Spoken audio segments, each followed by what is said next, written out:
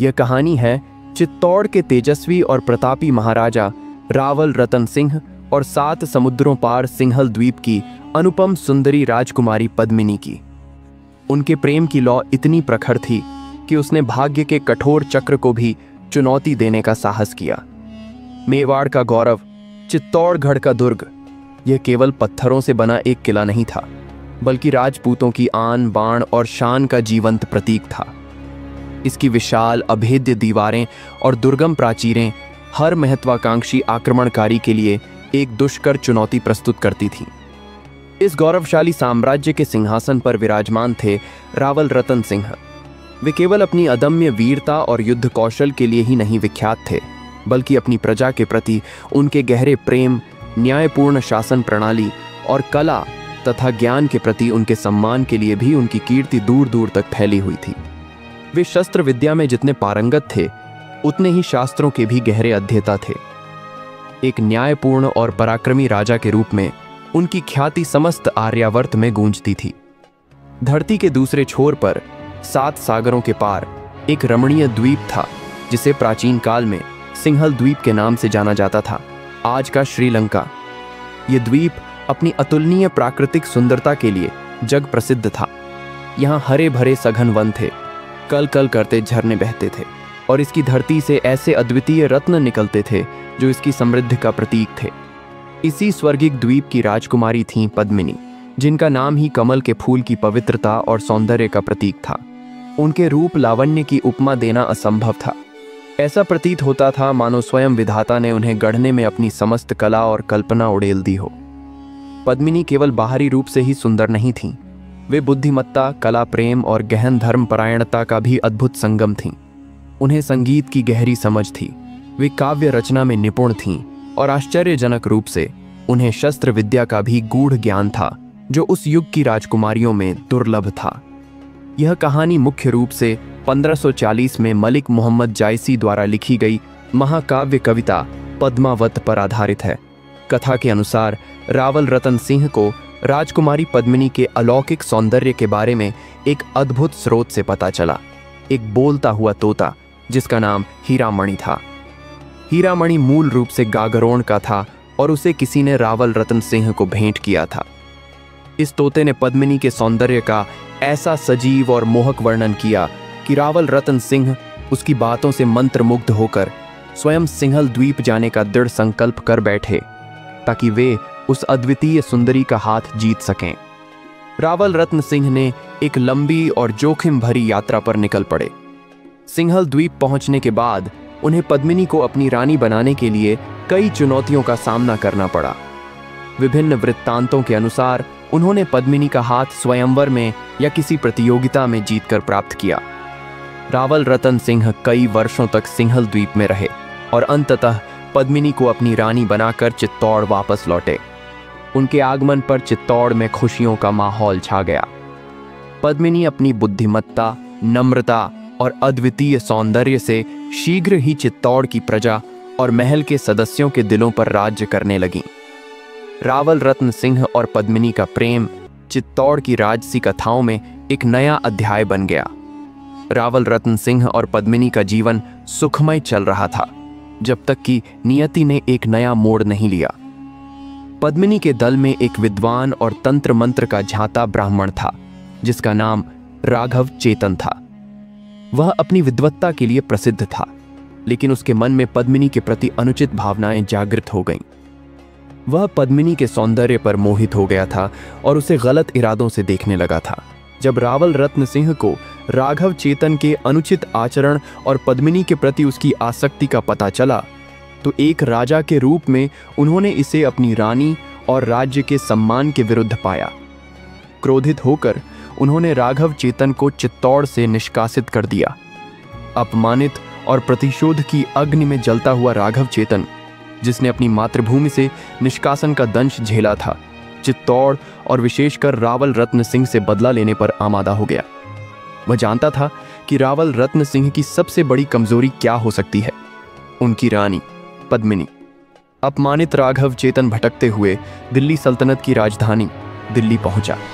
उस समय दिल्ली की गद्दी पर क्रूर, महत्वाकांक्षी और सत्ता लिप्सा में डूबा हुआ शासक अलाउद्दीन खिलजी विराजमान था।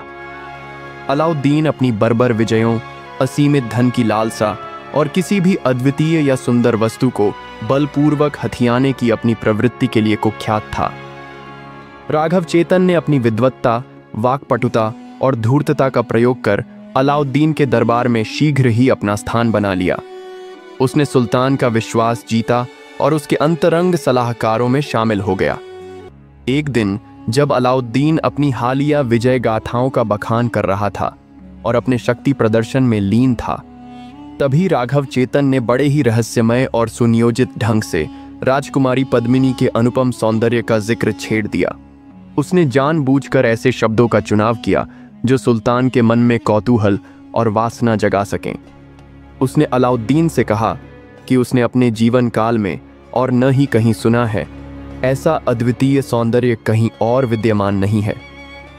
राघव चेतन ने पद्मिनी के रूप का ऐसा अतिरंजित, काव्यात्मक और कल्पनातीत वर्णन किया कि अलाउद्दीन की आंखों में तुरंत एक नई वासना की चमक तैर गई, एक ऐसी चमक जो उसके साम्राज्य विस्तार की लालसा से भी अधिक तीव्र थी।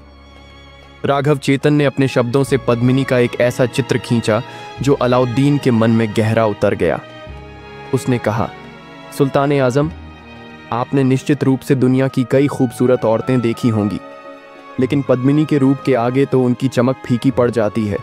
उनका सौंदर्य ऐसा है कि उन्हें एक बार देख लेने मात्र से ही स्वर्ग का अनुभव हो जाता है। उनकी चाल में मोरनी का नर्तन है, उनकी वाणी में कोयल का संगीत है और उनकी आंखें ऐसी हैं जैसे ब्रह्मांड के सारे तारे उनमें समा गए हों। उसने पद्मिनी की तुलना चांद की शीतलता, कमल की पवित्रता और इंद्रधनुष के सारे रंगों से करते हुए कहा कि उनके रूप की एक झलक पाने के लिए तो स्वर्ग के देवता भी तरसते हैं। अलाउद्दीन खिलजी, जिसकी आंखों में हमेशा नई विजय, नए खजाने और नई सुंदरियों को हथियाने की तीव्र लालसा रहती थी, पद्मिनी के इस अविश्वसनीय और मोहक वर्णन से पूरी तरह मोहित हो गया। उसके मन में पद्मिनी को एक बार देखने और किसी भी कीमत पर उसे अपनी बनाने की तीव्र, ज्वलंत इच्छा जागृत हो गई। राघव चेतन ने अपनी प्रतिशोध की चाल सफलतापूर्वक चल दी थी। उसे पता था कि पद्मिनी का अद्वितीय सौंदर्य ही चित्तौड़ के गौरव और रावल रत्न सिंह के जीवन में तूफान लाएगा और पद्मिनी के साथ साथ उनके प्रेम का भी एक नया, अप्रत्याशित और दुखद अध्याय शुरू हो जाएगा। ये केवल एक प्रेम कहानी नहीं थी, बल्कि एक ऐसी नियति की शुरुआत थी जहां रावल रतन सिंह, पद्मिनी और चित्तौड़ के सम्मान की सबसे बड़ी और अंतिम परीक्षा होनी बाकी थी। अलाउद्दीन खिलजी के मन में पद्मिनी के सौंदर्य की धुन इस कदर सवार हो चुकी थी कि उसे किसी और बात की सुध नहीं रही।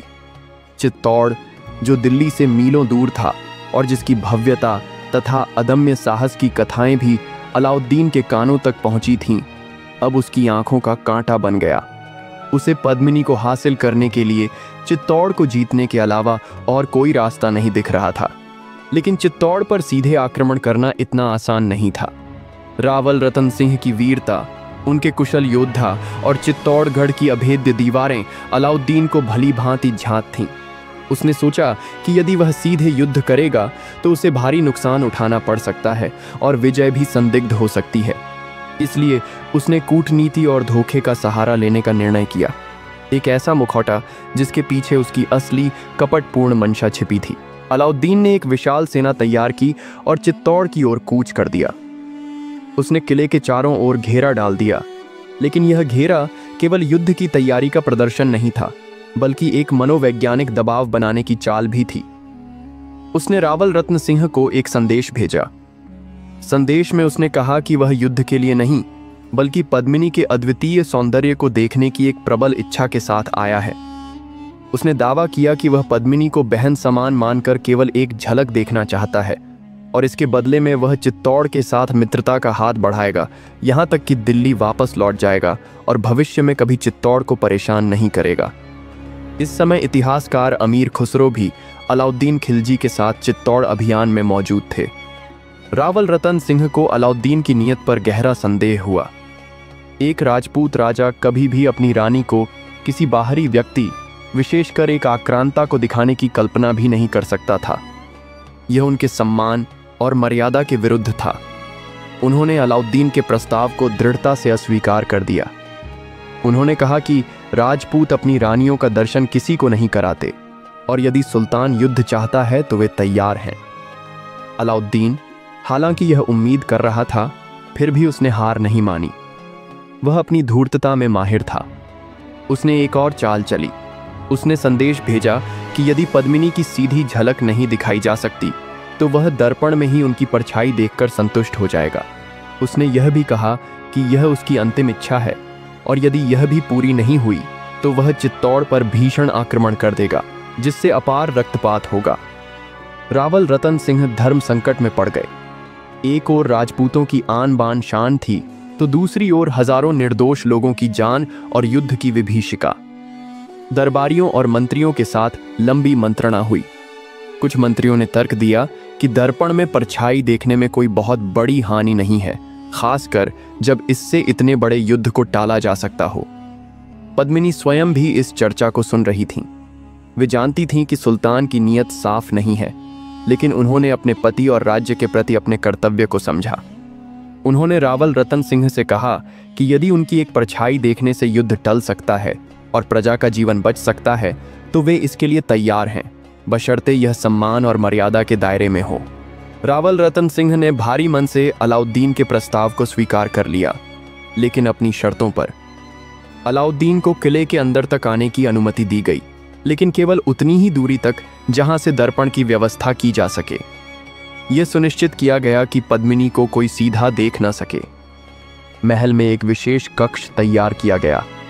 एक बड़े से दर्पण को इस प्रकार स्थापित किया गया कि पद्मिनी एक ऐसे स्थान पर खड़ी हो जहां से उनकी छवि दर्पण में प्रतिबिंबित हो और अलाउद्दीन उस दर्पण को देख सके, परंतु पद्मिनी और अलाउद्दीन के बीच सीधे संपर्क की कोई संभावना न हो। वो दिन आया। अलाउद्दीन अपने कुछ खास अंगरक्षकों के साथ चित्तौड़गढ़ के भीतर आया। वह महल की भव्यता, सुरक्षा व्यवस्था और राजपूतों के शौर्यपूर्ण वातावरण को देखकर चकित था, बल्कि एक अलग कक्ष में बिठाया गया जहां से वह दर्पण में झांककर पद्मिनी की परछाई देख सके। जब पद्मिनी उस निश्चित स्थान पर आईं और उनकी छवि दर्पण में पड़ी तो अलाउद्दीन उस एक क्षण के लिए जड़ हो गया। दर्पण में दिखाई देने वाली पद्मिनी की परछाई इतनी अद्भुत थी कि उसने अलाउद्दीन को पूरी तरह से मंत्रमुग्ध कर दिया। राघव चेतन के वर्णन भी उसके सामने फीके पड़ गए। उसे लगा कि उसने अपने जीवन में इससे पहले ऐसा सौंदर्य कभी नहीं देखा था। उसे अब पद्मिनी को किसी भी कीमत पर हासिल करने की धुन सवार हो गई और इस एक झलक ने उसकी कपटपूर्ण योजना को और भी दृढ़ कर दिया। रावल रतन सिंह ने शाही सत्कार के नियमों का पालन किया, लेकिन उनकी आंखों में चिंता और संदेह स्पष्ट था। अलाउद्दीन ने शिष्टाचार का नाटक किया, धन्यवाद व्यक्त किया और दिल्ली लौटने का वादा किया, परंतु उसके मन में कुछ और ही चल रहा था। चित्तौड़ के किले से बाहर निकलते हुए उसके होंठों पर एक धूर्त मुस्कान थी, लेकिन उसकी आंखों में पद्मिनी की परछाई अभी भी नाच रही थी। उसने रावल रतन सिंह के साथ शिष्टाचार का नाटक किया, उन्हें महल के द्वार तक विदा करने के लिए कहा। राजपूतों की परंपरा थी कि जब कोई अतिथि विदा होता था तो मेजबान उसे बाहर तक छोड़ने आता था। रावल रतन सिंह अपने राजपूती गौरव और अतिथि सत्कार की परंपरा का पालन करते हुए अलाउद्दीन को विदा करने किले के बाहरी द्वार तक आए। उन्हें आभास भी नहीं था कि अलाउद्दीन की यह नम्रता एक गहरी कपटपूर्ण चाल का हिस्सा थी। जैसे ही वे किले के अंतिम द्वार पर पहुंचे और रावल रतन सिंह ने अलाउद्दीन को विदाई देने के लिए हाथ बढ़ाया, तभी अचानक अलाउद्दीन के गुप्त रूप से तैनात सैनिकों ने रावल रतन सिंह को घेर लिया। यह एक विश्वासघात था। अलाउद्दीन ने धोखे से रावल रतन सिंह को बंदी बना लिया और उन्हें अपनी छावनी में ले जाकर कठोर पहरे में डाल दिया। राजपूतों के लिए यह सबसे बड़ा आघात था, एक अतिथि का यह घृणित आचरण, और वह भी एक राजा के साथ। अब उसे पता था कि पद्मिनी का सौंदर्य वास्तविक है और वह उसके लिए किसी भी हद तक जा सकता है। यह एक भयंकर चक्रवात की शुरुआत थी, जिसकी लपटों में चित्तौड़ और उसके स्वाभिमानी शासकों का भविष्य दांव पर लगने वाला था। अलाउद्दीन द्वारा रावल रतन सिंह के विश्वासघातपूर्ण अपहरण की खबर चित्तौड़ में बिजली बनकर गिरी।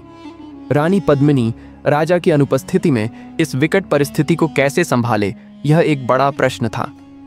रानी नागमती रावल रतन सिंह की अन्य पत्नी और दरबार के सभी मंत्रीगण शोक और चिंता में डूब गए। चित्तौड़ के सम्मान और राजा के जीवन दोनों पर संकट मंडरा रहा था। यह एक ऐसी चुनौती थी जिसकी कल्पना किसी ने नहीं की थी। इस बीच अलाउद्दीन ने चित्तौड़ के भीतर एक संदेश भेजा। संदेश में उसने घोषणा की कि रावल रतन सिंह अब उसके बंदी हैं और यदि चित्तौड़ को अपने राजा को वापस चाहिए तो उन्हें पद्मिनी को अलाउद्दीन के पास भेजना होगा। उसने यह भी धमकी दी कि यदि पद्मिनी को नहीं भेजा गया तो रावल रतन सिंह को मार दिया जाएगा और चित्तौड़ पर भीषण आक्रमण कर उसे पूरी तरह ध्वस्त कर दिया जाएगा। पद्मिनी ने अपनी असाधारण बुद्धिमत्ता, धैर्य और साहस का परिचय दिया। उन्होंने तुरंत दरबार के सबसे वफादार और अनुभवी सेनापतियों गोरा और बादल को बुलाया। गोरा पद्मिनी के चाचा थे और बादल उनके भाई, और वे दोनों अपनी वीरता, निष्ठा और युद्ध नीति में अत्यंत निपुण थे। उन्होंने पद्मिनी के लिए अपनी जान हथेली पर रखने की शपथ ली थी। पद्मिनी ने उनसे मंत्रणा की और अपनी असाधारण योजना बताई। यह योजना अत्यंत साहसिक और जोखिम भरी थी, लेकिन इसमें चित्तौड़ के गौरव और रावल रत्न सिंह के प्राण बचाने की आशा थी। पद्मिनी ने अलाउद्दीन के संदेशवाहक को वापस भेजा और कहलवाया कि पद्मिनी तैयार है, लेकिन उन्हें कुछ शर्तें स्वीकार करनी होंगी।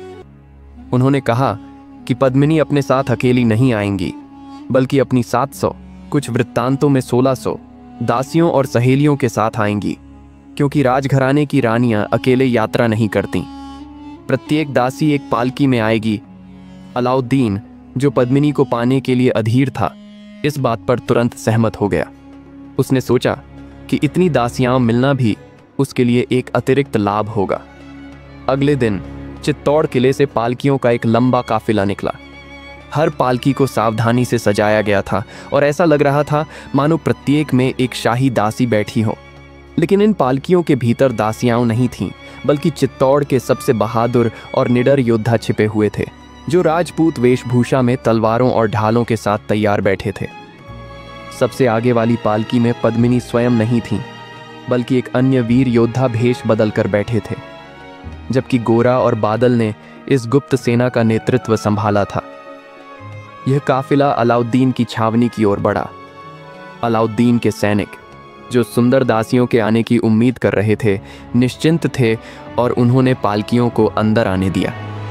काफिला सीधे अलाउद्दीन के शिविर के भीतर रावल रत्न सिंह के बंदी गृह की ओर बढ़ा।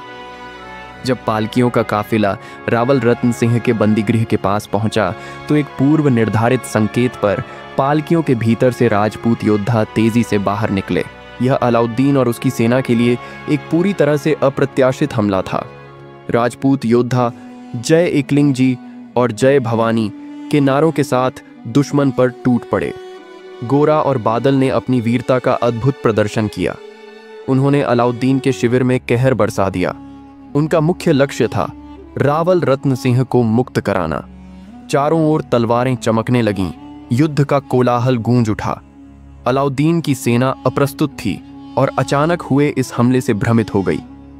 गोरा और बादल ने अपनी राह बनाई और सीधे रावल रत्न सिंह के बंदी गृह पहुंचे। उन्होंने रावल रत्न सिंह को मुक्त कराया और उन्हें एक सुरक्षित घोड़े पर बिठाकर चित्तौड़ की ओर वापस जाने का आदेश दिया। गोरा ने कहा, महाराज, आप चित्तौड़ लौटें। आपकी सुरक्षा राज्य के लिए सर्वोपरि है। हम पीछे से मोर्चा संभालेंगे।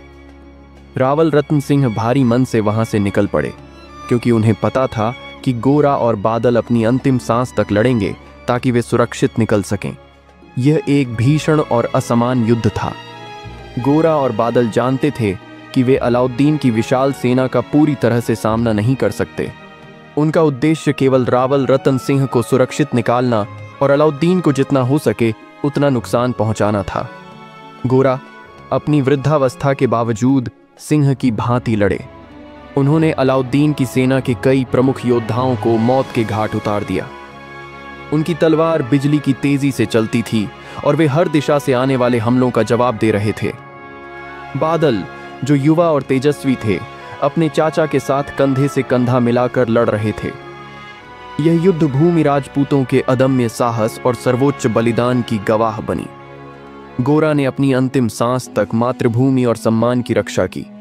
वे लड़ते लड़ते वीरगति को प्राप्त हुए लेकिन उन्होंने सुनिश्चित किया कि रावल रतन सिंह सुरक्षित चित्तौड़ लौट सकें। बादल ने अपने चाचा के बलिदान को देखा और उनका हृदय शोक और प्रतिशोध से भर गया। उन्होंने भी वीरता की पराकाष्ठा दिखाते हुए कई दुश्मनों को धूल चटाई और जीवित बचकर वापस लौटे। इस युद्ध ने अलाउद्दीन को एक बड़ा झटका दिया, लेकिन साथ ही उसकी वासना और प्रतिशोध की अग्नि को और भड़का दिया। रावल रतन सिंह की चित्तौड़ वापसी ने किले में एक क्षणिक राहत दी, परंतु यह राहत किसी महाप्रलय से पहले की शांति जैसी थी। गोरा जैसे वीर योद्धा का सर्वोच्च बलिदान व्यर्थ नहीं गया था। उन्होंने राजा को बचाकर चित्तौड़ के गौरव को क्षण भर के लिए पुनः स्थापित किया था, परंतु इस धोखे और विश्वासघात ने अलाउद्दीन खिलजी की वासना और प्रतिशोध की अग्नि को और अधिक प्रज्वलित कर दिया था। उसकी आंखों में अब केवल पद्मिनी को प्राप्त करने की धुन नहीं थी, बल्कि राजपूतों द्वारा किए गए इस दुस्साहसिक पलटवार का बदला लेने की प्रबल इच्छा भी थी। चित्तौड़गढ़ में रावल रतन सिंह अपनी सुरक्षा के लिए गोरा के बलिदान से अत्यंत दुखी और व्यथित थे। उन्हें अपने उस निर्णय पर भी गहरा पश्चाताप हो रहा था, जिसके कारण उन्हें अलाउद्दीन के कपटपूर्ण प्रस्ताव को स्वीकार करना पड़ा था। पद्मिनी ने उन्हें सांत्वना दी, परंतु वे दोनों जानते थे कि अलाउद्दीन अब चुप नहीं बैठेगा। युद्ध अनिवार्य था और यह युद्ध चित्तौड़ के अस्तित्व के लिए अंतिम परीक्षा होगी। अलाउद्दीन खिलजी ने गोरा और बादल के अचानक हुए हमले से मिली हार और अपमान का बदला लेने की शपथ ली। वह अपनी विशाल और क्रूर सेना के साथ एक बार फिर चित्तौड़ की ओर लौटा, लेकिन इस बार उसकी रणनीति कहीं अधिक घातक और निर्णायक थी। उसने किले के चारों ओर एक मजबूत और लंबी घेराबंदी कर दी। उसने अपनी सेना को आदेश दिया कि वे किले के अंदर खाद्य सामग्री और पानी की आपूर्ति को पूरी तरह से काट दें। उसकी योजना चित्तौड़ को बलपूर्वक जीतने की नहीं, बल्कि उसे भूख और प्यास से तड़पाकर आत्मसमर्पण करने पर मजबूर करने की थी। यह घेराबंदी कई महीनों तक चली, कुछ वृत्तांतों के अनुसार 8 महीनों तक। चित्तौड़ के वीर सैनिक और प्रजा ने अद्भुत धैर्य और सहनशीलता का परिचय दिया।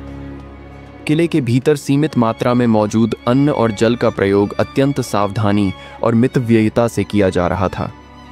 दिन ब दिन स्थिति बदतर होती जा रही थी। रसद समाप्त होने लगी थी और पानी के स्रोत भी सूखने लगे थे। प्रजा में हाहाकार मचने लगा। बच्चों और बूढ़ों पर सबसे अधिक प्रभाव पड़ा। महिलाओं की आंखों में भले ही आंसू थे, पर उनके दिलों में अभी भी अपने राजा और राज्य के प्रति अटूट निष्ठा और समर्पण था। रावल रतन सिंह ने अपने दरबारियों, सेनापतियों और प्रजा के प्रतिनिधियों के साथ कई गंभीर बैठकें कीं। हर कोई जानता था कि अब आत्मसमर्पण या मौत, 2 ही कठोर रास्ते बचे हैं। आत्मसमर्पण का अर्थ था राजपूतों के गौरव और स्वाभिमान का पूर्ण विनाश, और रानियों तथा नारियों का शत्रुओं के हरम में जाना, जो कि मृत्यु से भी बदतर था। एक दिन जब स्थिति अत्यंत विकट हो गई और अन्न तथा जल लगभग समाप्त हो चुका था, रावल रतन सिंह ने सभी प्रमुख व्यक्तियों को पुनः एकत्र किया। उन्होंने भारी मन से कहा, मित्रों, अब हमारे पास अधिक समय नहीं बचा है। अलाउद्दीन ने हमें भूख और प्यास से मारने की योजना बनाई है।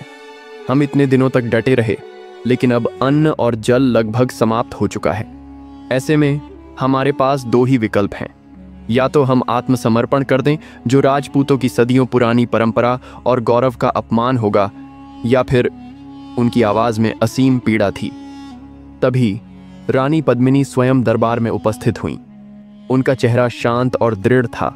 उनकी आंखों में भय का लेश मात्र भी नहीं था, बल्कि एक दिव्य तेज चमक रहा था। उन्होंने कहा, महाराज और सभी सम्मानित जन, आत्मसमर्पण का विचार भी हमारे लिए मृत्यु के समान है। हम राजपूतनियां अपनी आन और सतीत्व की रक्षा के लिए कुछ भी कर सकती हैं। हमने अपने पूर्वजों की गाथाएं सुनी हैं, जिन्होंने सम्मान के लिए अपने प्राण न्यौछावर कर दिए। मैं चित्तौड़ की रानी हूं और मेरा सतीत्व ही मेरा सबसे बड़ा आभूषण है। इसे किसी लोभी की वासना का शिकार नहीं बनने दूंगी। पद्मिनी की वाणी में इतना ओज था कि पूरा दरबार शांत हो गया। उन्होंने आगे कहा, जब हमारी हार निश्चित हो और शत्रुओं के हाथ लगने का भय हो, तो हमारी रानियां और नारियां जौहर का पथ चुनती हैं। यह अग्नि की गोद में स्वयं को समर्पित कर देना है, ताकि हमारा सम्मान और सतीत्व अक्षुण्ण रहे। पद्मिनी के इन शब्दों ने दरबार में बैठे सभी पुरुषों और स्त्रियों के मन में एक नई ऊर्जा भर दी। जहां नारियों ने जौहर का संकल्प लिया, वहीं पुरुषों ने शाका का प्रण किया। शाका का अर्थ था केसर या वस्त्र धारण कर अपनी अंतिम सांस तक युद्ध करना और मातृभूमि की रक्षा में वीर गति को प्राप्त होना। यह राजपूतों का सर्वोच्च बलिदान था। जब जीत की कोई आशा न बचे, तब भी शत्रु को यह दिखाना कि वे अंतिम सांस तक लड़ेंगे और कभी झुकेंगे नहीं। इस जौहर और केसरिया के संयुक्त आयोजन को चित्तौड़ का शाका कहा जाता है। रावल रतन सिंह ने पद्मिनी की आंखों में देखा। उन्हें अपनी रानी के साहस पर गर्व हुआ, लेकिन उनके हृदय में असीम पीड़ा भी थी। उन्होंने जौहर और शाका की तैयारी का आदेश दिया। चित्तौड़गढ़ के किले में एक विशाल चिता का निर्माण किया जाने लगा। चंदन की लकड़ियां, घी और अन्य सुगंधित सामग्री एकत्र की गईं। अंतिम दिन आ पहुंचा। यह एक ऐसा दिन था जिसने चित्तौड़ के इतिहास को रक्त और अग्नि से लिख दिया।